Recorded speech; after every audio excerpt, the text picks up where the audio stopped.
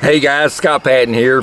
I've got my top 5 picks for June, and what I'm going to do this time, I'm going to do, because our lakes here on Tennessee River, especially Chickamauga, I don't care if Kentucky Lake, Wheeler, Gunnersville, but you can also, and June's one of those months where you can fish shallow or you can fish deep. It depends on how you prefer, and sometimes it depends on how much traffic we got on the water as far as people fishing, and if you're fishing down here on the weekends and stuff like that, because sometimes you may choose to fish shallow. So this is going to be the offshore bite, more the ledge fishing and stuff like that, and then here in a few days we're going to put out our top 5 picks for shallow water fishing up in the river, fishing the grass, and again, you can this would work on Gunnersville, Chickamauga, any of these lakes right here that's got a lot of vegetation in June. It's been such a mild May anyways, and right now we're getting ready to go into June. It's still not that hot out here, so it's going to keep a lot of good fishing shallow. I've experienced some real good stuff shallow fishing, but let's dig into our top 5 picks for June. Offshore fishing, primarily ledge fishing. Okay guys, the number one thing you got to remember about ledge fishing in June is they're not going to always be deep, especially the early part of June. What happens, I used to go out on Kentucky Lake for years too. What happens is these fish that chase that bait, that bait's moving offshore, moves them fish offshore, and so what happened is everybody thinks you're ledge fishing, you're directly on a ledge. You're not always directly on a ledge. You may be up on the flat off from the ledge, because you got these good schools of fish that'll be chasing that bait, and of course that bait's going to move up on these flats and stuff. Even all night long they'll be up on those flats feeding on these schools of shad.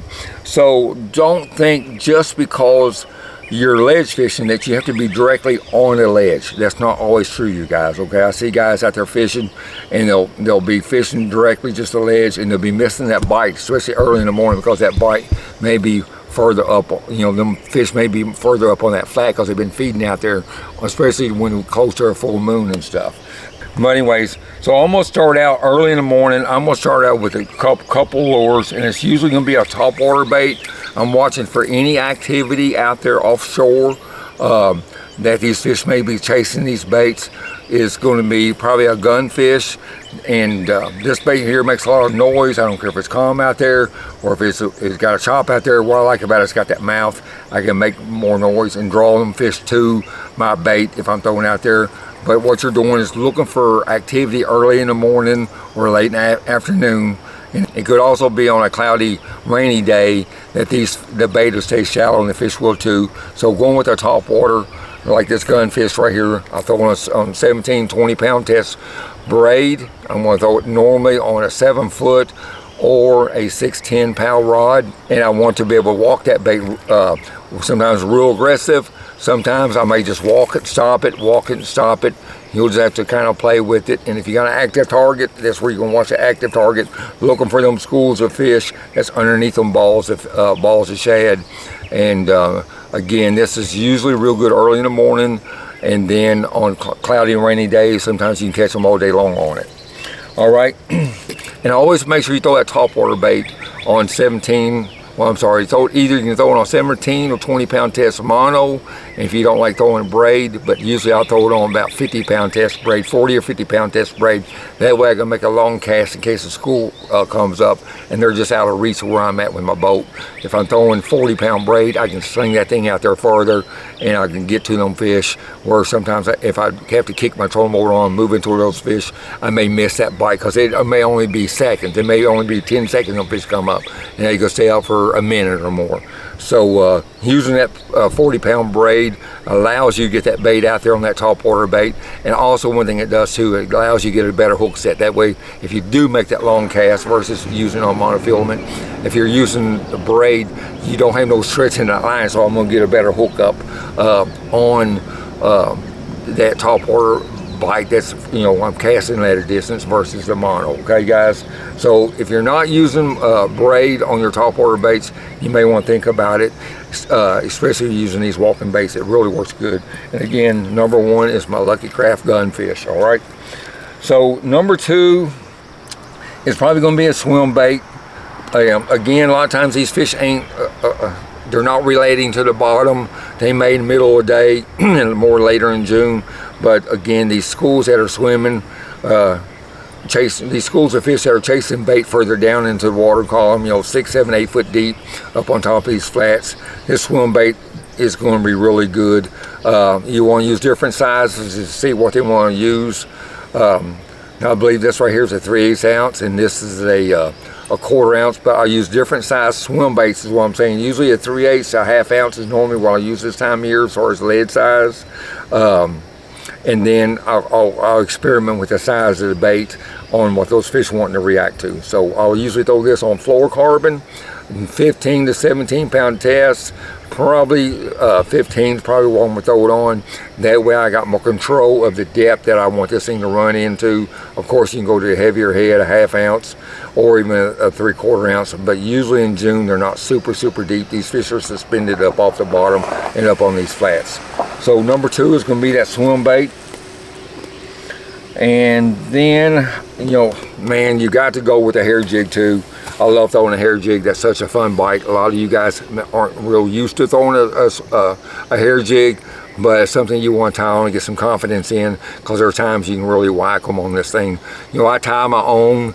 This is I buy the lead heads, and I buy the feathers and the hair, and I tie my own. I always have, like, you know, experiment with the colors. Like, as you can see, I got a little bit of gray in that, and I made this one kind of big to imitate the gizzard shad out there, which our big bass really love. You know, anywhere on Tennessee River, that's one thing these big fish love, is that big gizzard shad. And I'm gonna throw this usually on 17. I might go 15 on it, but this is a 1/2 ounce head. I'm you know, have 17 pound Seaguar fluorocarbon line. I'm gonna throw this on probably a 7.3 pound rod, a heavy action. I want to be able to sling that thing out there, and I want that little bit extra in that length, so like if that fish hits on like the end of a cast, I got the little extra length in that rod to set the hook and get that fish up and get him coming to me. But the main thing is that extra rod really helps. That extra length on that rod helps you on those bites that's further away. Okay, you're going to usually fish this thing. You're going to take it, throw it out there. I usually let it fall straight down on the initial cast, and then after that I'll crank it up several times, let that bait come up, and then I'll just kill it, let it fall back down in there, and then a lot of times that's when they're going to hit it, and then I'll crank it up real fast again. That thing's going to dart up real fast, and it's going to let it fall and kill again like that. You kind of have to kind of play with it if you want that thing to fall all the way to the bottom, or if you want to let it fall 5 or 6 feet, 4 feet. That's another thing you just want to experiment with. But this is a fun bite. I really love that bite. And you know, you guys, you know, there's a lot of different hair jigs out there. These things aren't complicated to make. If you got that spare time, you can make these things yourself and make up your own colors. But anyways, number 3 is going to be that hair jig. Number 4 is going to be a crankbait. All right, so a couple of my Lucky Crafts here. I use a lot of different crankbaits. These are 3.5 XDs. I love that. You know, in here on Chickamauga, we have a lot of white bass in the lake, so they feed them bass. They feed on them white bass. They like them, and they're not, you know, because usually those schools of white bass would be out there chasing that same bait that the bass are feeding on, and they're bigger fish. A lot of times they hit those white bass. But you know, this is a chartreuse shad color, and this is my yellow bass. And then another one I really like is just this standard white bass color right here, you guys. Again, these are my Lucky Crafts 3.5 XDs. These things are run down there pretty good this time of year. I get them cranking, hitting that bottom in a 10-12 foot zone. And I'm gonna throw them most of the time on 12 pound tests, 12 or 10 pound tests, Seaguar, fluorocarbon. I like, you know, throwing these crankbaits normally on a 7.4 or 7.6 crankbait rod. I'm gonna crank them down, and you're just going to experiment, you guys. You know, usually a crankbait works best to me by burning it real fast. I'll burn it through there real fast and letting it hit the bottom, stopping it, cranking it real fast, stopping it. It depends. If I see them fish sitting down there closer to the bottom, then that's when I'll go to these crankbaits. Or if I just, you know, if I see them chasing that bait down that 10 foot of water in that 10 foot zone, that's where that crankbait comes in. You can fish it fast, cover a lot of water, and it'll definitely put them on a boat. I love it. A lot of times you catch 2 at one time on that thing. So my 5th and final is probably one of the things I'm going to do a whole lot down here through June, just because the days when they're not pulling any water, you've got to go to a drop shot, you guys. Okay. You know, if you're seeing them fish and you can't get them fired up, can't get them chasing these moving baits, stuff like that, that's where you got to have that drop shot. And I'll throw a lot of different worms, couple of different colors that seem to always work good down here. It's going to be something in the morning gone color. Okay, I'll throw it in a straight tail worm. I throw it in a little 4-inch, more of a minnow type bait. And also this jaw dropper flatworm. This is a real good, that smoke with blue flake in it. Sometimes I'll dip that tail into a little bit of chartreuse, that catches them down here too. And then anything green pumpkin blue is going to be good on Chickamauga. That's a combination they really like versus just you know, just a green pumpkin. I don't know what it is about that they just really like it down here. But those are all three, or you know, several good different. You know, you want to go to your smaller shad-shaped worms, and then you'll use your worms. And sometimes I won't only nose hook this thing, you guys, on a drop shot, but I'll also kind of like wacky rig it in the center like that, and just see how they want it. You know, these fish on these ledges are going to see a lot of baits. They're going to get a lot of pressure, and that's why a lot of times I will go to fishing the shallower grass when we get a lot of pressure, especially down here on the weekends. I may relate and go back into fishing the shallower creeks and stuff like that up in the river. But anyways, we'll talk about that on the next video. But I hope this will help you guys out. You know, I always use my pro tungsten, and a lot of people don't use a pro tungsten lead when they're. A lot of people don't know why. They ask me, why do I need to use tungsten when I'm drop shotting? I'm saying that tungsten makes a big difference because you can feel them muscle beds down there, you guys, some rock or anything. That tungsten is way more sensitive than lead. Lead is just a dead feel. You don't feel anything with lead. But with that tungsten, almost, it's like you know, it tells me what I'm dragging across. If I can find that muscle bed and stuff like that, I know to slow it down. You know, muscle beds are key anytime you're fishing offshore, and a lot of times these fish relate to these muscle beds when they're not active. Okay, they'll be sitting there. That's kind of a resting place for these fish. I've seen them so many times be scattered out chasing bait and stuff like that early in the morning as that sun gets up on these clear days when there's no current. Then those fish will start slowly moving out, getting on these muscle beds. And again, you know, your active targets and stuff like that are big players. I use my depth finders. It's really important to have your electronics keyed in, have your wiring harness. You know, I run a Hennessy's wiring harness on my boat. I have for several years, and it makes a big difference, you guys, in clarity and seeing the bait, seeing the bottom, seeing the bass. So if you're down here in town, or if you're looking to have your boat rigged up, make sure you give a shout out there at Hennessy Outdoors here in Dayton, Tennessee. Fantastic guys from all over the country to have their boats rigged. And I'm talking about this, you guys, because electronics are so important when you're fishing offshore. But these guys are professionals. They know what they're doing, and some of your top pros out there have come down here just to have them rig their boats.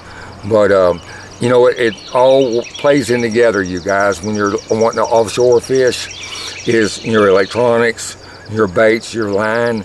Everything is key ingredients to making a successful day ledge fishing. But hopefully this kind of help you out. If you guys want to book a trip and do some ledge fishing, get a hold of me. I recommend just trying to book it during the week if you can, because the weekends we have tournaments down here, local tournaments. We have more people coming down here. You know, that ledge bite starting to get into play. And I myself just don't like to fish these ledges when there's a crowd out there. But I know I can go up in the river and catch fish. Ledge fishing is a blast. I've seen some great times on the water ledge fishing. But anyways, you guys, like I said, if you want to book a trip through June, July, I think I got several days still left in July, and even August, we can go out there and catch them early in the mornings. But I appreciate you guys watching. Make sure you subscribe. I appreciate you following along, you guys. Each and every one of you means a lot. And if you see me on the water, give me a shout. Hopefully we'll catch you out there. Everybody have good fishing, and we'll see you on the next video. Thanks, guys.